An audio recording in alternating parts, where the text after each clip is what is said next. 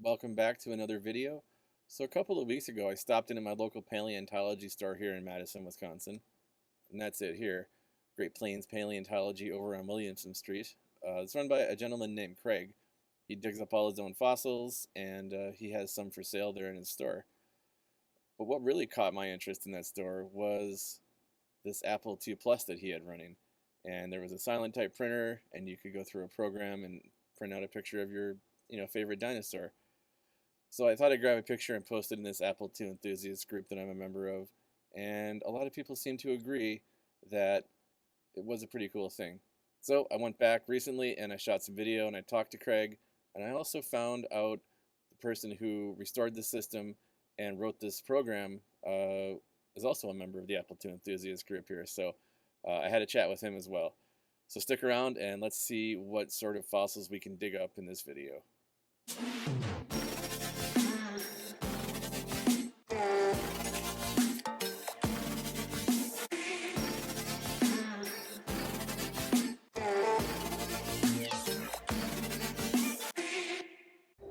Great Plains Paleontology is located in this little storefront in a shared building at 1330 Williamson Street in Madison, Wisconsin.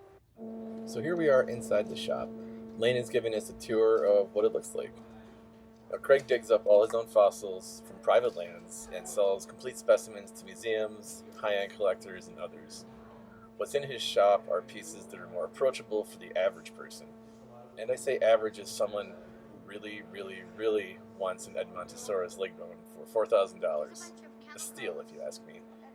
He does have smaller pieces as well, and for $5 you can buy a token, and that lets you get a random piece of a fossil out of a repurposed gumball machine. The kids love this feature.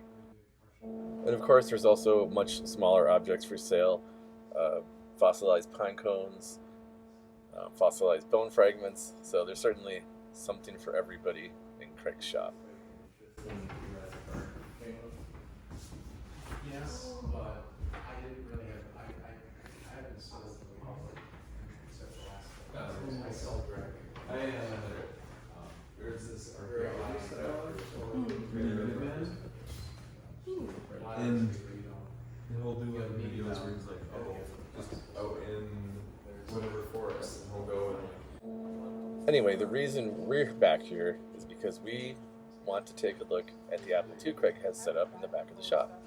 So let's switch over to that and take a look and see what's going on with that. Hi, Lane. And here is Craig's Apple II. It's actually a 2 Plus, and he has it paired with an Apple Monitor 3. He's also got a couple of 5 1/4 drives, and of course the Silentype printer. The system boots off of one of the floppy drives. There's Craig. Now Lane is going to give us a little tour of the Apple II, but specifically the Silentype printer. Alright, so it says, welcome to Great Plains Paleontology. Would you like to print one of the dinosaurs for which we search? You can see and print any of the following. Push number 1 for a Triceratops, number 2 for an Edmontosaurus, and number 3 for a Tyrannosaurus Rex. Which image would you like to view? Let's do 3. Alright. And we hit return. Okay. We're set. And it draws it on the screen. I do chocolate, cheese, and gluten-free sandwiches. And cookies. Now it says X to return to the menu or P to print. Let's print it. See what happens. Do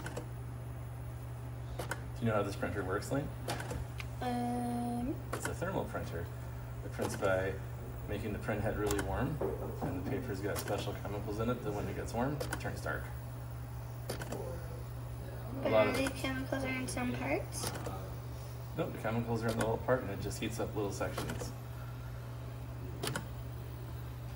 So instead of putting ink on the paper, it just heats it up. So if you left this in the car on the dashboard on a really hot day, it would turn all black. I want a paper like this so I can rip a piece off and then move it. And rip it off. And then when we're done printing, automatically back to the main menu. And we bend it like this. And then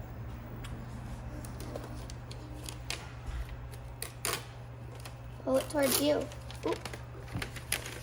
It's okay, you mess up sometimes. Start from the other side now. There you go. Perfect. Let's see how it looks.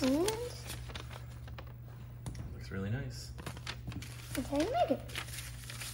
That's me. And of the 3 dinosaurs, of course, we've got all 3. So we've got the Edmontosaurus, the Tyrannosaurus Rex, and the Triceratops. So just for a close-up of that Silentype printing, looks really sharp, really nice. Now, when I posted those pictures to the Apple II enthusiast group, one of the most amazing things happened. The person who wrote the software running on this Apple II actually responded to that thread and provided a little more detail about what he'd done. I thought that was super cool, and so I reached out to him and asked if he'd be willing to talk to me and give me some more details about it, and he said he would. So let's take a look and see what Michael has to say about the work he's done on this machine and this software.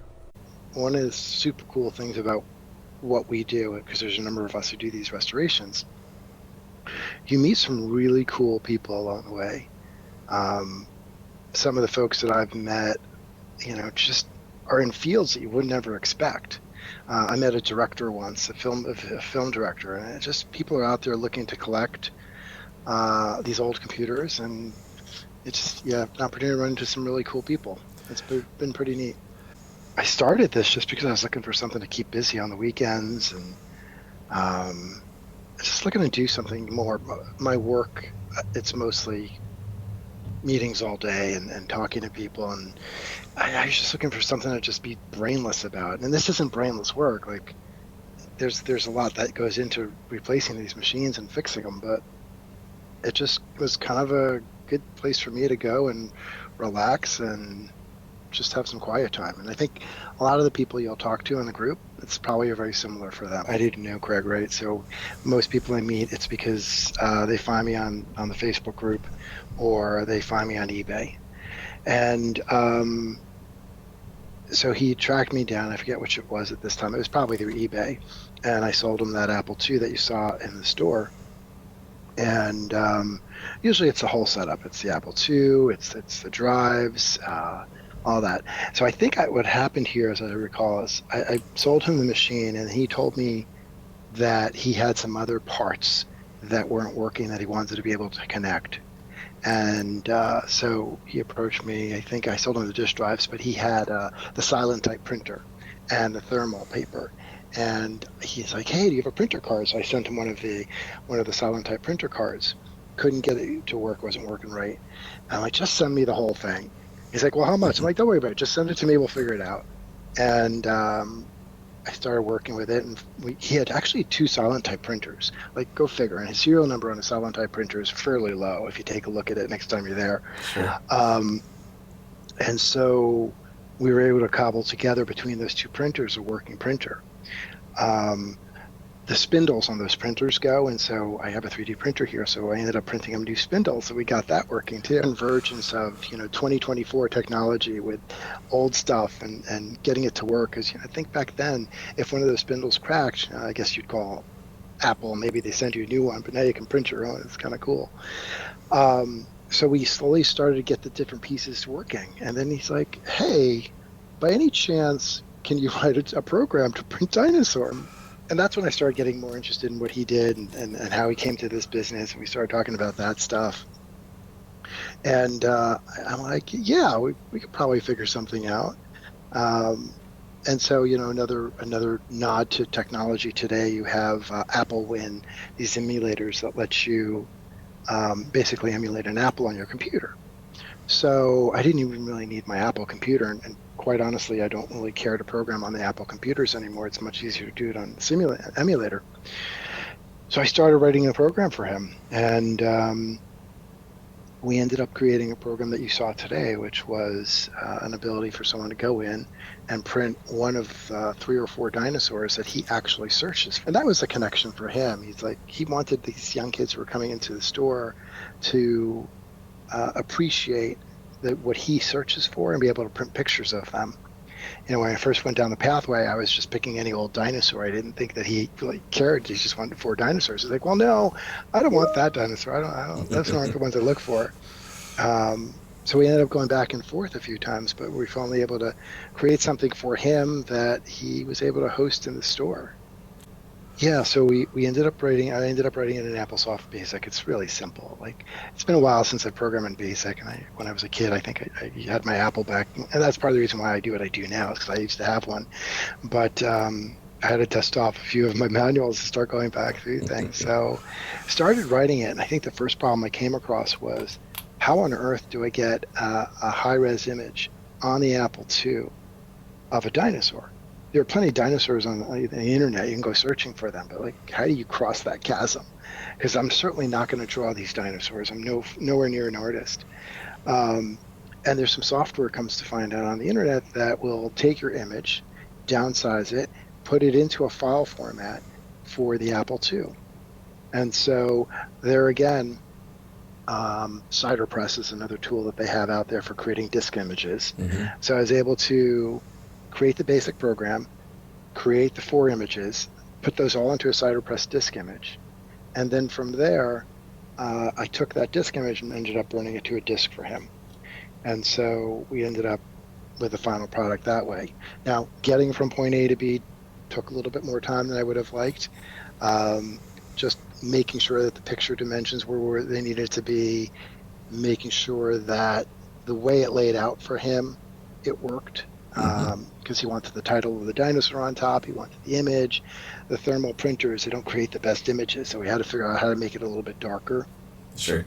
And so all of that stuff went into the programming. And then probably after about a week or two, we had a finished product, and I was sending him pictures, and we were just texting back and forth. And he's like, yeah, I think it's good to go. And so it's as simple as putting it onto the disk and sending it out to him, and him telling me, yep, it's working. Which I guess not a surprise, right? We have our emulators, we can test it. I can test it here. There's no reason why it shouldn't work once it's left my shop. And, since then, I've actually ended up getting a Silentype printer because I just think they're so cool. It's such simplicity. Like, we get so overcomplicated with these printers and they get so heavy. But the Silentype printers were so small and they were so perfect. I guess the downside is the thermals. Basically having most of the technology here to test it, I was able to get it working for him.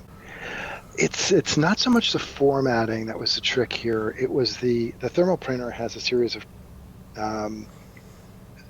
of peek commands or poke commands that you can send to the printer to make the printer print darker. It actually increases the thermal head and the heat that it uses to print on the paper. So there was that. That was it, and really just getting the dimensions right for that printer, and so that it looked nicely for him. And then doing some basic error trapping, so that if someone came along and tried to hit Control-C, they wouldn't get into Basic. Right. Because that was important, right? He didn't want anyone coming in and getting to Basic and then deleting the file. I was super impressed. It was funny because when I went over to shop and he sent me the printer, when he sent me the printer to test, he sent like 8 rolls of Apple thermal paper. And I'm like, Craig, I don't know if you realize what you have here, but like nobody has 8 rolls of Apple thermal paper anymore. People use regular fax paper. But he saw the original stuff shrink wrap. Thanks so much, Michael, for agreeing to talk to me. It was really interesting hearing your side of the story about everything that went into this machine, everything that went into developing the program, and especially about making the Silentype work, as well as it did. We've got the printouts right here, so what a cool concept, and it's really nice to see one of these vintage machines out in the wild and still being used for something. Anyway, thank you for watching the video. Hope you enjoyed, and we will catch you in the next one. Hi guys! Make sure to like and subscribe and watch more of our videos later. Bye!